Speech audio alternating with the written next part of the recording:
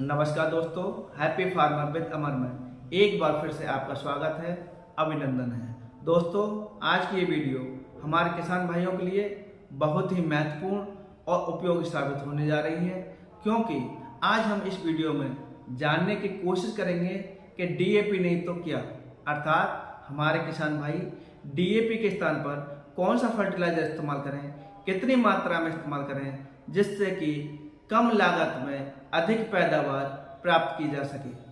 दोस्तों, अमूमन देखा गया है कि जैसे ही बुवाई का समय नज़दीक आता है, बाजार के अंदर डीएपी की कम उपलब्धता के कारण बाजार में डीएपी की किल्लत महसूस होने लगती है।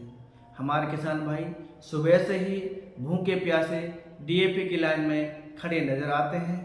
उनमें से अधिकांशतः किसान भाई खाली हाथ ही हताश और निराश होकर के उन्हें वापस लौटना पड़ता है और बाजार के अंदर अन्य फास्फोरस युक्त फर्टिलाइजर होने के बाद भी हमारे किसान भाई अपने खेतों में बिना फर्टिलाइजर के ही बीज बुवाई कर देते हैं और डीएपी के भ्रम जाल में फंस करके खड़ी फसल में ऊपर से डीएपी का इस्तेमाल करते हैं, जिसके कारण उनकी लागत तो बढ़ती है लेकिन पैदावार नहीं बढ़ती, क्योंकि हमारे किसान भाइयों को ये भ्रम पैदा हो चुका है कि डीएपी नहीं तो पैदावार नहीं। तो चलिए दोस्तों, आज हम अपने किसान भाइयों के इस भ्रम को तोड़ते हुए यह जानने की कोशिश करेंगे कि डीएपी के स्थान पर हम कौन सा फर्टिलाइजर इस्तेमाल करें, कितनी मात्रा में इस्तेमाल करें, जिससे कि कम लागत में अधिक पैदावार प्राप्त की जा सके।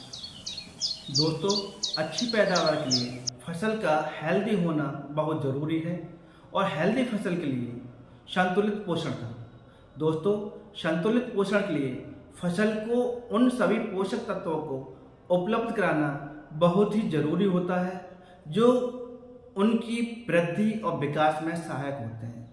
दोस्तों, वैसे तो हमारी फसल को 17 पोषक तत्वों की आवश्यकता होती है, लेकिन उनमें से 3 पोषक तत्व नाइट्रोजन, फास्फोरस, पोटास, इनकी अधिक मात्रा में हमारी फसल को आवश्यकता होती है।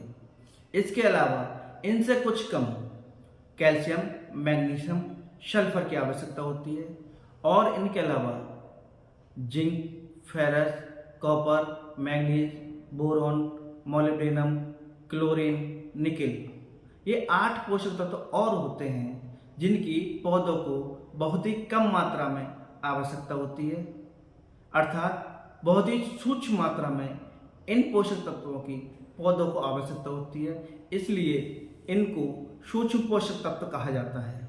दोस्तों, हमारे किसान भाई अमूमन 2-3 पोषक तत्वों का ही इस्तेमाल करते हैं और वो भी अधिक मात्रा में, जिससे हमारी भूमि का स्वास्थ्य तो बिगड़ता ही है, इसके साथ भी हमारी फसल की पैदावार भी घट जाती है।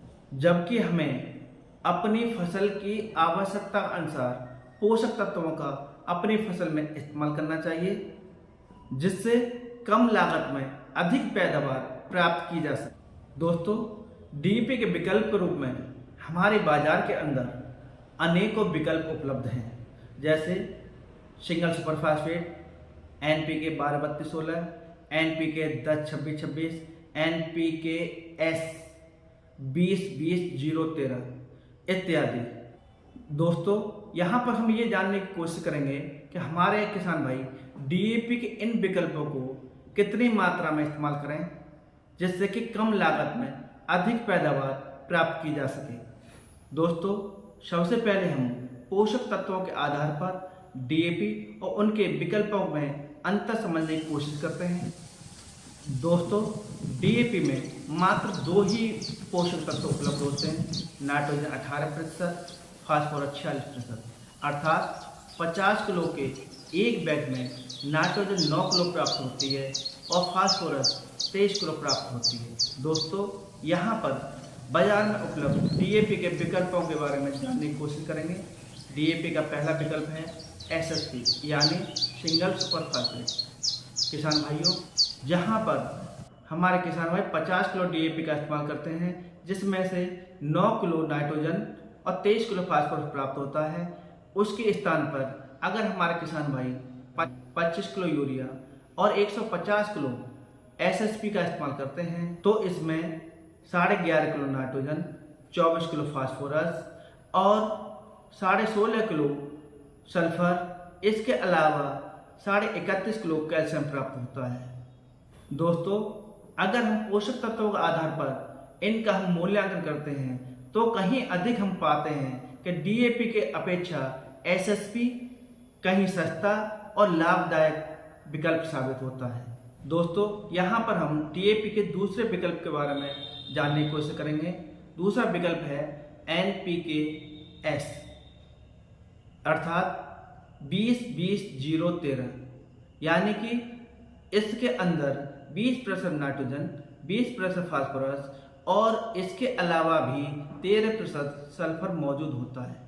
अगर हमारे किसान भाई 50 किलो डीएपी जिसमें 9 किलो नाइट्रोजन, 23 किलो फास्फोरस प्राप्त होता है, अगर इसके स्थान पर 125 किलो NPKS का इस्तेमाल करते हैं तो हमारे किसान भाइयों को 25 किलो नाइट्रोजन, 25 किलो फास्फोरस, इसके अतिरिक्त लगभग 6 किलो सल्फर प्राप्त हो जाता है। दोस्तों, डीएपी के अगले विकल्प के बारे में यहाँ जानने की कोशिश करेंगे। बाजार के अंदर अगला विकल्प है NPK 10-26-26। दोस्तों, जहाँ हमारे किसान भाई 50 किलो डीएपी का इस्तेमाल करते हैं, उसके स्थान पर अगर हमारे किसान भाई 100 किलो NPK 10-26-26 का इस्तेमाल करते हैं तो इसमें से भाइयों को 10 किलो नाइट्रोजन, 26 किलो फास्फोरस और 26 किलो पोटास प्राप्त होता है। बाजार में उपलब्ध अगला विकल्प है NPK 12-32-16। तो किसान भाइयों, ये विकल्प हमारे बाजार में आसानी से उपलब्ध हो जाता है। हमारे किसान भाई 50 किलो डीएपी के स्थान पर अगर 75 किलो NPK 12-32-16 का इस्तेमाल करते हैं तो इसमें से हमारे किसान भाइयों को 10 किलो नाइट्रोजन, 24 किलो फास्फोरस और 12 किलो पोटास उपलब्ध होता है। इसके अलावा बाजार में डीएपी का अगला विकल्प के रूप में नैनो डीएपी के रूप में बाजार में उपलब्ध होता है, जिसका किसान भाई बीज उपचार करके इस्तेमाल कर सकते हैं और अधिक लाभ उठा सकते हैं। तो किसान भाइयों, बाजार में उपलब्ध डीएपी के कई विकल्पों के बारे में हमने आपको बताया। और इसके अलावा दोस्तों, ये कहा जाता है कि जितना फास्फोरस हम अपनी जमीन में दे रहे हैं उसका मात्र 20 से 30% ही पौधे इस्तेमाल करते हैं और बाकी फास्फोरस हमारी जमीन में अवघुलनशील रूप में विद्यमान रहता है, जिसका पौधे उपयोग नहीं कर पाते। अगर हमारे किसान भाई इस फास्फोरस को उपयोग में लाना चाहते हैं तो इसके लिए हमारे किसान भाई बायो फर्टिलाइजर जैसे PSP या माइक्रोराजा जैसे बायो फर्टिलाइजर का अपनी भूमि में इस्तेमाल करके जो 70 से 80% अवघुलनशील रूप में फास्फेट जमीन में पड़ा हुआ है उसे घोल करके पौधों को उपलब्ध करा सकते हैं, जिससे हमारे किसान भाइयों की जो फास्फेट पर लागत हो रही थी वो कम हो जाएगी। इसके अलावा पैदावार भी बढ़ेगी और हमारी भूमि का स्वास्थ्य अच्छा होगा। तो किसान भाइयों, बायो फर्टिलाइजर के बारे में हमने पहले भी अपने वीडियो में जानकारी दी है। ये जानकारी आपको कैसी लगी कमेंट करके ज़रूर बताएं और इस वीडियो को लाइक करें, शेयर करें, सब्सक्राइब करें। नमस्कार साथियों, अगले वीडियो में जल्द ही मिलते हैं।